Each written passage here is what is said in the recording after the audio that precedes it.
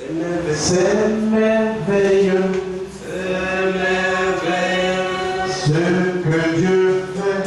Ce que Dieu fait. Son précieux lit. Son précieux lit. Est toujours vrai. Est toujours vrai. C'est merveilleux. C'est merveilleux. Ce que Dieu fait.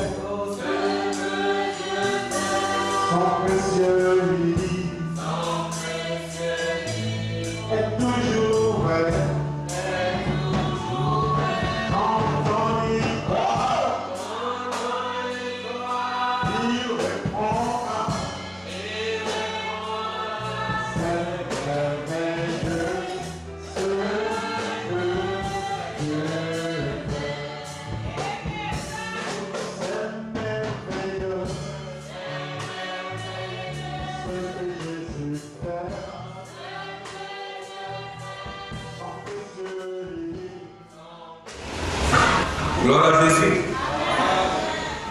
Je vous salue dans le précieux nom de notre Seigneur Jésus-Christ. Bonsoir à tous. Soyez les bienvenus dans la maison de notre Père. Comme le récit de la parole de Dieu, je suis dans la joie lorsqu'on me dit de venir dans la maison de mon Père. Alléluia. Et comme le diable, sachant qu'en venant ici, nous serons régénérés, nous serons encore à arriver à renouveler nos forces pour la lutte quotidienne. Et souvent, il arrive à mettre en nous la fatigue, le dérangement, et puis tu es là, tu dis, mais est-ce que ce soir aussi je ne vais pas? Vraiment, c'est pas ça qui va faire quelque chose. Donc je vais m'asseoir, je vais dormir, tellement que je suis fatigué. Toutes ces choses sont les plans de Satan. Alléluia. Et le Seigneur nous aide à les vaincre. C'est merveilleux de prendre cette parole de Dieu comme un bouclier. Vraiment, c'est merveilleux. C'est une bénédiction pour celui qui y met de tout son cœur là-dedans. Alléluia. Mes frères, ces chants sont profonds. C'est-à-dire de la Genèse à l'Apocalypse, la parole de Dieu est celle inspirée comme notre Seigneur et elle-même Dieu. Alléluia. Donc si tu la sais dans ton cœur, de tout ton cœur, et que tu crois en elle, mon frère, rien ne peut contrecarrer à ta marche. Même quelles que soient les difficultés. Mais si tu sais que la Bible que tu tiens dans la main, elle est réellement la révélation de la parole de Dieu, rien ne peut contrecarrer à ta marche. Mais souvent, nous doutons à cette parole. Or, si tu arrives déjà à douter à cette parole, tu auras les difficultés. Mais la Bible dit que crois seulement et tu verras la gloire de Dieu. Oui. La Bible nous dit de croire à cette parole. Elle est infaillible. Rien ne peut, vraiment je peux dire, lui tenir en hauteur. Rien. Elle est au-dessus de toutes choses. Cette parole que nous voyons nous tenir aujourd'hui. Et que souvent, par la philosophie des hommes, les gens disent que non, c'est la parole des hommes. Peut-être c'est la parole d'un sage, ou bien d'un philosophe quelque part, un vieux assis, rassasié, et dans ton salon, il a commencé à écrire. Mais l'histoire nous raconte, en disant que c'est cette parole, combattue, mais ils n'ont jamais vécu. Alléluia. Oh, si c'était la parole d'un homme, si c'était la parole des écrits, vieillard, il y a longtemps c'était déjà vécu. Il y a longtemps c'était déjà disparu. Alléluia. Nous connaissons aujourd'hui des sages, des philosophes qui ont fait des écrits. Mais est-ce que nous attendons encore leur nom? Non. Alléluia. Nous ne n'attendons plus leur nom. Nous ne voyons plus presque les écrits. Mais pourtant, la Bible que nous avons, depuis les décennies, elle a été écrite. Elle est la base. Je n'ai pas dit que le pilier de l'humanité. Oui. Parce que c'est par cette parole de Dieu, tous sages aujourd'hui ont orienté leur esprit. C'est par la parole de Dieu aujourd'hui, tous les pays entiers de ce monde, dans leur administration, ont donné, je peux dire, les critères de leur marque de leur société. Quand nous prenons les juges, ou bien la justice de chaque pays, c'est à partir de la Bible. Alléluia. Donc si nous les chrétiens, qui ont eu la grâce de comprendre cette révélation, nous devons la serrer pour nos cœurs, la garder précieusement. Parce qu'elle est plus que de l'or. Oui, elle est plus que de l'or, plus que diamant. Elle est plus que toute chose. Donc pourquoi donc nous inquiéter, ou bien pourquoi donc nous arrivons à négliger à la vie? C'est ça notre problème aujourd'hui. Parce qu'on ne croit pas à cela. Il y a d'autres qui ne croient pas à cette parole-là.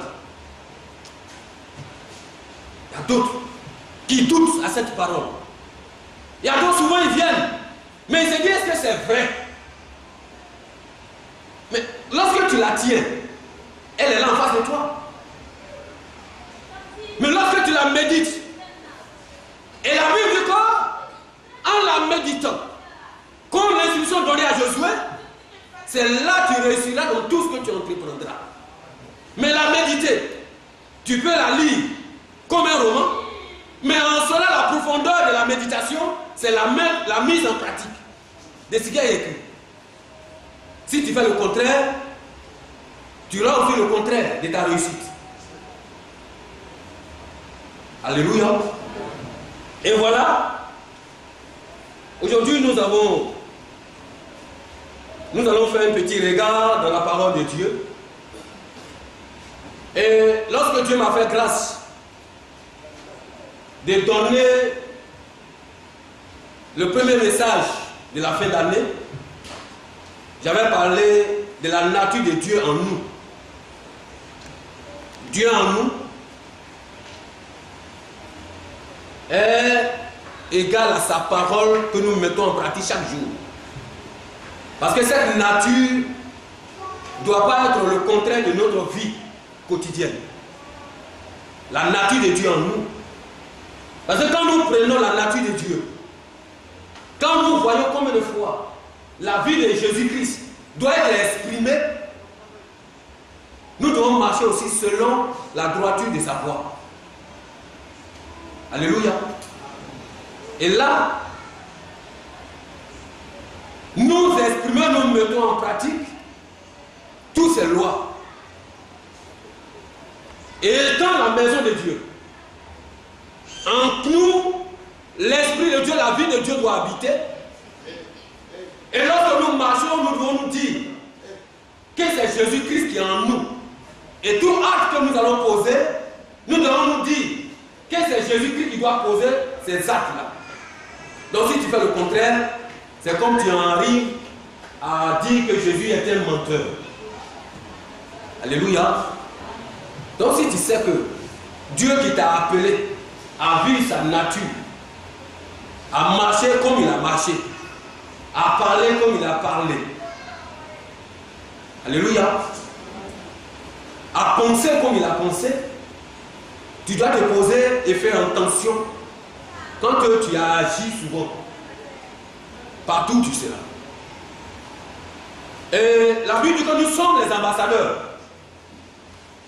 Et dans les ambassadeurs, un ambassadeur d'un pays, il est le représentant entier de ce pays-là. C'est-à-dire, on le regarde comme son pays. Tout ce qu'il doit dire, c'est comme son pays qui est en train de dire cela. Et nous, étant les ambassadeurs de Christ, tout ce que nous allons dire, nos réactions, c'est comme Jésus-Christ en train de réagir. Alléluia. Donc cette nature doit être exprimée chaque jour. Pas dans le mal, mais dans le bien.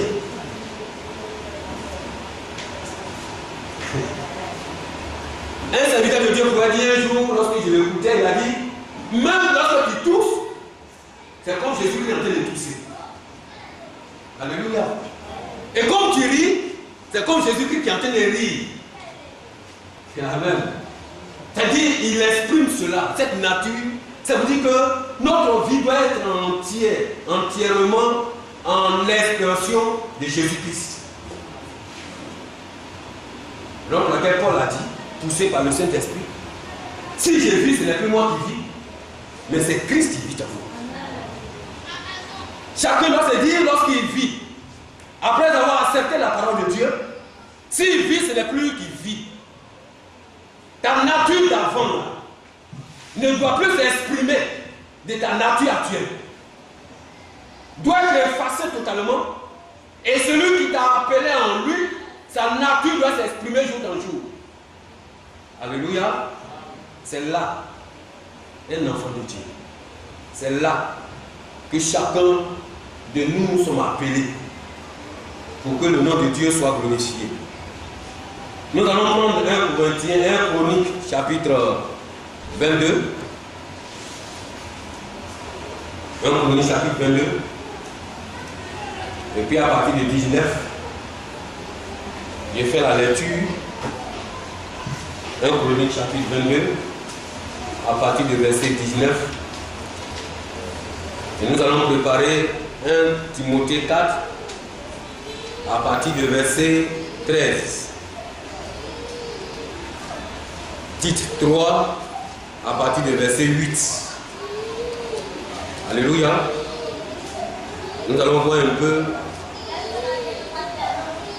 ces petites choses-là. J'ai fait la lecture du côté du livre 1 Chronique 22, verset 19. Appliquez maintenant votre cœur et votre âme à chercher l'Éternel, votre Dieu. Levez-vous et baptisez le sanctuaire de l'Éternel Dieu, afin d'amener l'âge de l'alliance de l'Éternel et les ustensiles consacrés à Dieu dans la maison qui sera bâtie au nom de l'Éternel. Nous allons prendre 1 Timothée chapitre 4 à partir du verset 13.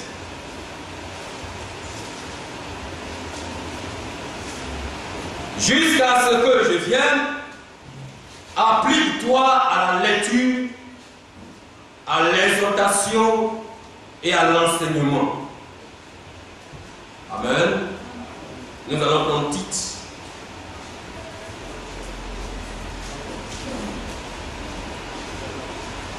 Tite 3, verset 8.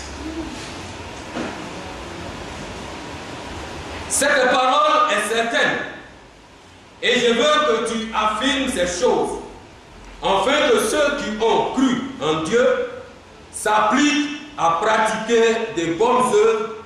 Voilà ce qui est bon et utile aux hommes. Alléluia. Que le Seigneur ajoute la bénédiction à sa parole. Et tous ceux qui notent peuvent prendre la tête de la prédication à partir de 1 Chronique, chapitre 22, du verset 19, petit a. Appliquez maintenant votre cœur Et votre âme a cherché l'Éternel, votre Dieu. Alléluia. Voilà ce que la parole de Dieu nous interpelle. Et lorsque j'ai pris le dictionnaire ordinaire, appliqué, c'est mettre une chose au contact d'une autre, de façon qu'elle la couvre, qu'elle la recouvre. C'est aussi adhérer ou laisser son empreinte, appliquer son esprit à une chose, y apporter une extrême intention, mettre en pratique toute chose.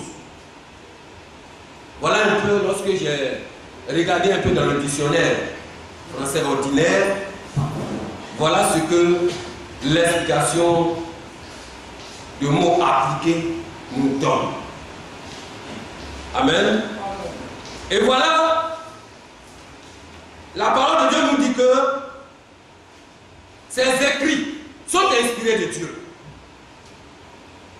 afin d'enseigner, d'exhorter, de convaincre et de conduire l'homme à poser des bons actes parfaits. Mais pour que tu arrives à poser ces actes-là, à marcher correctement dans cette droiture, il faut une application étroite. Et donc, laquelle le Seigneur nous interpelle en touchant son serviteur dans 1 Chronique.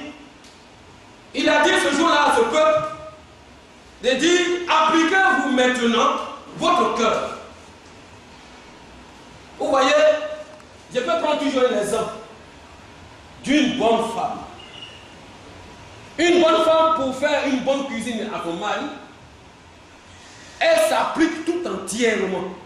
Elle fait de sorte que, minutieusement, soigneusement, elle veille sur tout ce qui est en face d'elle. Pour ne pas permettre à un étranger de s'introduire là-dedans. Quand on appelle l'étranger, c'est les mouches. Ou bien quelque chose de saleté. Pour ne pas que, au cours de la table, son mari ou bien ceux de ses visiteurs arrivent à constater quelque chose dans le plat qui leur est présenté.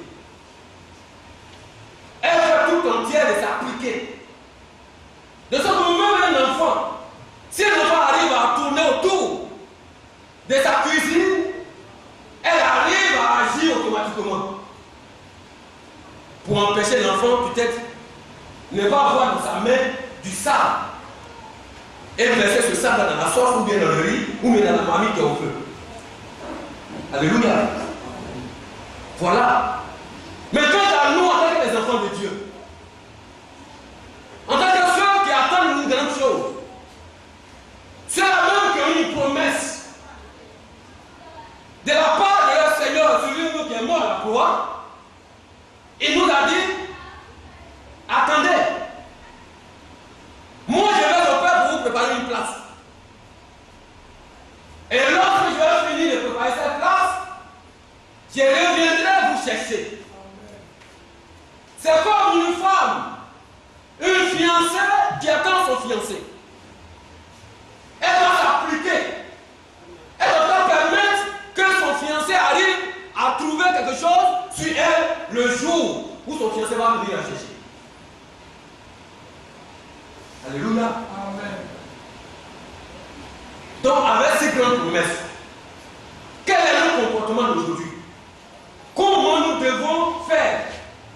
Nous devons avoir une vie d'application dans la mise de la pratique de la parole de Dieu. Nous devons empêcher tout ce qui est pourriture à rentrer dans notre marche spirituelle. Nous devons veiller sérénement, de sorte que s'il y a quelque chose qui frappe à nos portes, qui n'est pas agréable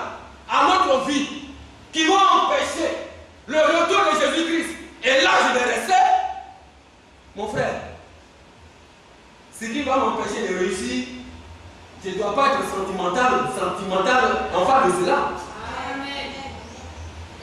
Oui, notre vie quotidienne même se manifeste en cela. Si toi tu vas à l'école, tu vas avoir des bonnes notes, et donc tu dois étudier tes leçons pour qu'arriver en classe, au cours des devoirs que tes professeurs vont te donner, si peut-être il y a un ami qui vient te déranger, tu vas crier sur lui. Bon, or, ces choses passagères, nous les prenons sérieusement. Mais ce qui est éternel, nous arrivons à les négliger. Pourquoi? Mes frères, faisons attention. Et donc, le Seigneur nous interpelle pour dire, si ton pied est une occasion de chute pour toi, il faut le couper. C'est pas pour autant que tu vas prendre une machine ou bien tu vas aller à la machine et puis tu vas placer ton pied dans la machine et puis tu vas le couper. Mais c'est un proverbe. C'est bien expliqué. C'est pour dire quoi? Si tu sais que le milieu que tu as l'habitude de fréquenter est une occasion de chute pour toi, tu sais que lorsque tu arrives dans ce milieu, souvent arrive à affaiblir ta vie spirituelle. Mon frère, est-ce que c'est toujours bon, agréable d'y aller fréquenter? Non. Alléluia. Amen. Pourquoi? Parce que tu attends, tu as une grande promesse. Et la Bible dit que ce qui est en train de préparer, qui est dans le ciel, dans la nouvelle Jérusalem, qui t'attend là-bas, est plus précieux que ce qui est sur la terre. Mais comment tu dois faire pour obtenir cela? Comment? Et donc, laquelle le Seigneur t'interpelle ce soir pour dire, applique maintenant ton cœur et ton âme à chercher l'Éternel, ton Dieu. Quand nous cherchons l'Éternel, notre Dieu, c'est sa parole. Et selon l'instruction de la parole, tu dois vivre en fonction de cela. Je pourrais dire à ma fille,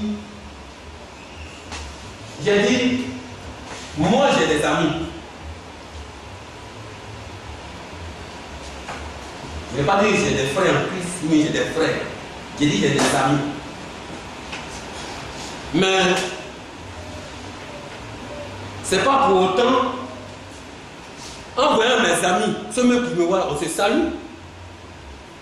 Mais compte tenu de leur vie, qui va m'empêcher de me préparer chaque jour, je vais dire non, comme ce sont mes amis, bon, je ne vais pas traiter les abandons, je vais les suivre. Et puis, où ils vont dans les cabarets, je vais avec eux. Puis d'un ils peuvent me dire, bon, j'ai une commune ici, ben vraiment, allons, on va aller chez eux. Ou bien peut-être, il y a telle chose à faire ici, Dieu va voler. Et puis je vais les suivre. C'est bel et bien mes amis. Mais si ce sont mes amis qui m'empêchent de préparer ma vie spirituelle pour que celui qui m'a promis une grande chose me trouve dans une bonne position, je vais leur dire que je ne peux pas vivre cette vie. Alléluia. J'ai plein d'amis. Et souvent le diable nous tourne en rond. Parce que c'est ce qui est étonnant. C'est ce qui nous empêche de voir vite. C'est mon frère en Christ. C'est ma soeur en Christ. Mais si son comportement n'est pas relatif à la parole de Dieu, et que toi, à cause des sentiments, parce que c'est ton frère en Christ, tu ne veux pas l'aider, et tu es en train de le noyer à chaque moment, sans toutefois l'aider, l'exhorter. Mon frère, ma soeur, mais vous deux, vous allez tomber dans le trou. C'est là. Si Dieu nous interpelle de nous appliquer, c'est pour que nous voyons et que nous soyons des enfants de Dieu, dits pour emmener nos frères et nos sœurs à bon port. Oui. Le mercredi, le pasteur, poussé par le Saint-Esprit, nous a emmenés à comprendre beaucoup de choses. Et là encore, c'est la nourriture que nous recevons. Nous ne devons pas être les chiens à les vomir, à les fouler aux pieds. Alléluia. Nous allons prendre Ecclésiaste.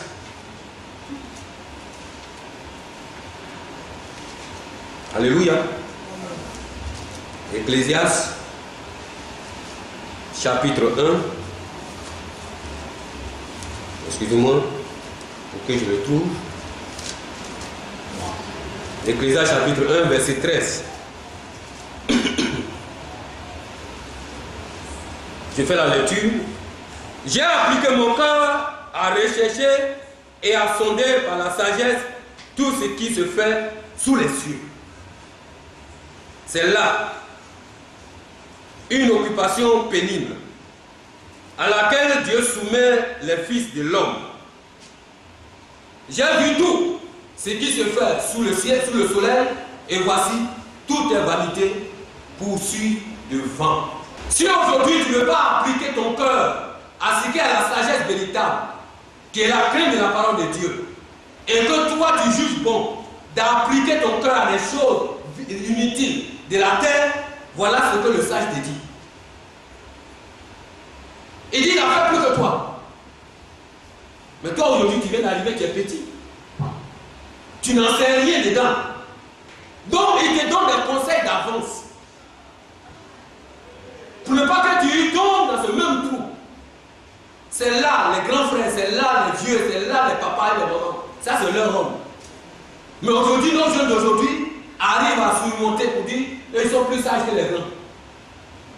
Lorsque tu lui donnes des conseils, il se dit qu'il voit vite avant toi.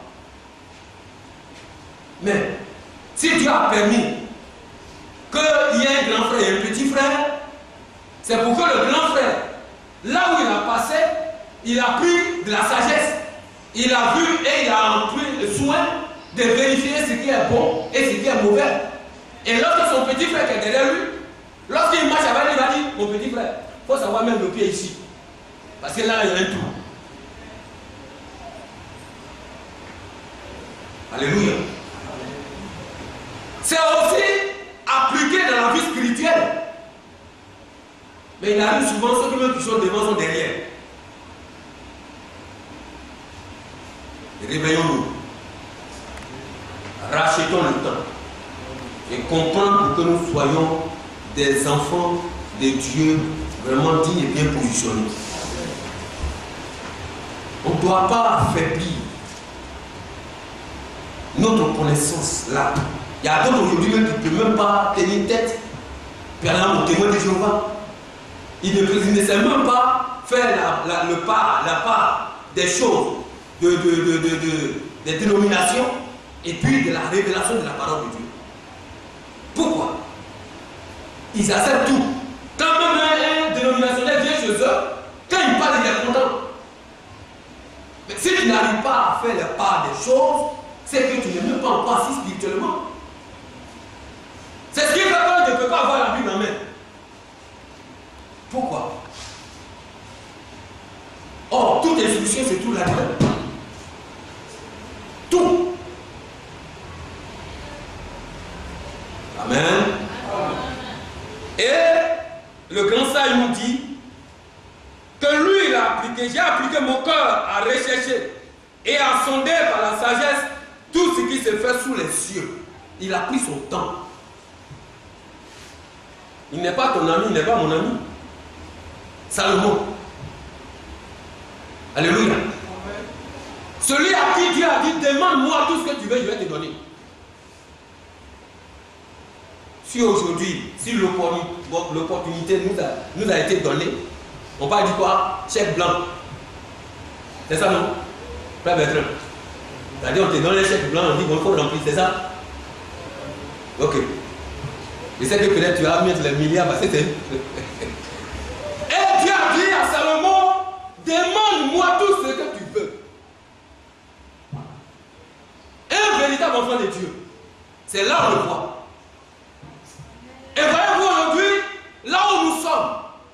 il y a deux identités. Il y a ceux qui ont les regards comme les poussins sur la terre. Et il y a ceux qui ont les regards dans les cieux comme les ailes. Quand tu vois que ce qui est éternel est précieux, c'est ce que tu vas demander. Et c'est ce que Salomon a demandé. Mais aujourd'hui, quand nous voyons, et quand nous voyons aux yeux de à nos yeux, nous voyons beaucoup de choses. Il y a d'autres qui disent non, moi je veux voyager. Je vais aller à Dubaï. Je vais avoir mon passeport, mon billet d'avion. Dieu donne-moi un billet d'avion. Je cherche et je ruine tous ceux qui me prennent mon cage. Je prends le feu de l'Éternel et je les brûle. Alléluia. Parce qu'ils n'arrivent pas à appliquer leur cœur et à comprendre comme des fois. Le serviteur de Dieu, le sage, il nous a donné des conseils pour dire ceux qui arrivent à appliquer leur cœur sur les choses de la terre sont inutiles. Il n'y a pas d'importance dedans. Et donc, le Seigneur nous a dit, cherchez premièrement le royaume des cieux, tout ce qui trouve, et après quoi? Lui, il prend en minorité ce qui est sur la terre. Parce qu'il dit que ces choses de la terre sont passagères. Appliquons-nous aux choses de l'Éternel. C'est là. Mes jeunes soeurs, mes jeunes frères, mes enfants, mes frères et sœurs en Christ. La Bible nous dit tout ce qui est sur la terre sont inutiles. Vanité, toutes les vanités. Ne nous laissons pas distraire par les choses inutiles. Amen. Amen. Nous allons lire ce dernier passage parce que déjà nous sommes presque arrivés à l'heure. Nous allons prendre Philippiens.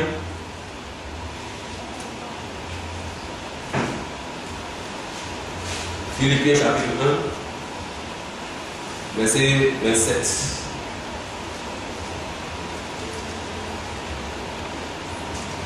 Si vous voulez approfondir d'autres choses encore, d'autres recherches, vous pouvez prendre Job 11, verset 13 à 19, Esdras 7 et 10. Et pour là, nous allons prendre Philippiens, chapitre 1, et puis verset 27. Amen. Toutes ces choses, c'est pour dire que tout ce qu'on dit, tout ce que le Seigneur permet qu'on arrive à parler, c'est pour notre bien. C'est pour notre vie. Sinon, en dehors de cela, nous ne serons rien. Philippiens chapitre 1, verset 27, et je fais la lecture. Seulement, conduisez-vous d'une manière digne de l'évangile de Christ, afin que soit que je vienne vous voir, soit que je reste absent, j'entends dire de vous que vous demeurez ferme dans un même esprit, combattant d'une même âme pour la foi de l'évangile, sans vous laisser aucunement effrayer par les adversaires, ce qui est pour eux une preuve de perdition, mais pour vous de salut.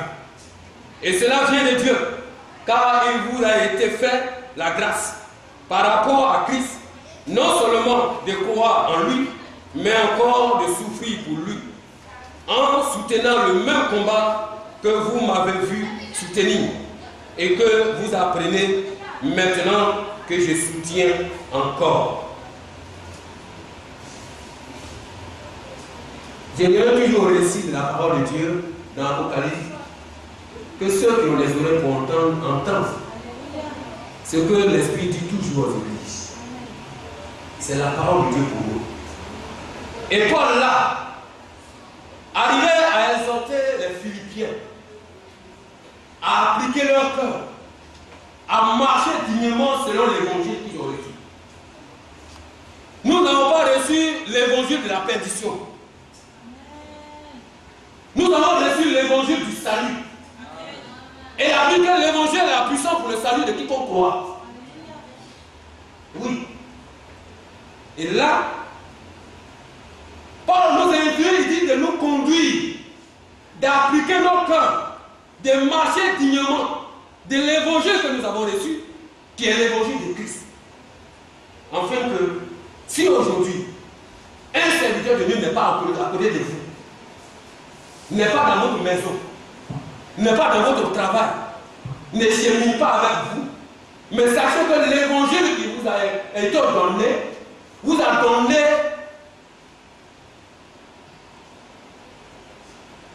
une marche, un comportement digne de Christ. Parce qu'il a dit qu'il ne sort de votre bouche des mauvaises paroles. Ça, c'est l'évangile. La parole de Dieu. C'est pas mon bien-aimé ministre Ouattara l'a dit, mais c'est l'évangile que nous avons reçu, donc que nous transmettons pour l'éducation du corps de Christ. Et Paul dit ceci aux Philippiens, si même je ne suis pas avec vous, appliquez l'évangile que vous avez reçu de Jésus-Christ à votre cœur. Et à aimer le bien et à haïr le mal. C'est pour dire quoi? Ma vie quotidienne doit refléter la parole de Dieu. De ma bouche doit sortir des choses merveilleuses. Pas des insolences, pas des critiques, pas des calomnies, pas des différences, pas des divisions, pas des clans. Mais si déjà tu arrives à avoir ce comportement, dis-toi que tu es déjà hors de l'évangile de Christ. Tu vas à la perdition comme ça. Il n'y a pas de militaire. Tu te fais éloigner de Christ au fur et à mesure. Oui, chacun n'a qu'à se poser la question. Chacun n'a qu'à se demander, en se plaçant dans sa peau, à chaque marche, à chaque réaction, quand tu poses un acte, dis-toi qu'il faut que Jésus-Christ doit être avec toi. Il dit, je serai avec vous jusqu'à la fin de ce monde. Mais comment tu dois permettre que Jésus-Christ soit toujours avec toi? Pas en insultant quelqu'un. Parce qu'il a dit de votre bouche, il sort des injures. Ne dis jamais à ton frère Raka. Il a dit qu'on est imbécile. Mais si j'arrive à le dire, il revient encore même pour dire que ce que j'ai dit là, j'ai chassé Jésus-Christ. Alléluia. Appliquons-nous à la voix de Dieu, à l'évangile de Christ que nous avons reçu. Et là, il dit, c'est là nous marcherons dans la voie de Dieu, en nous affermissant et en faisant le même combat. Amen. Que le nom de Dieu soit béni, qu'il nous soutienne, qu'il nous aide, vraiment qu'il vient toujours à nos secours, dans nos faiblesses.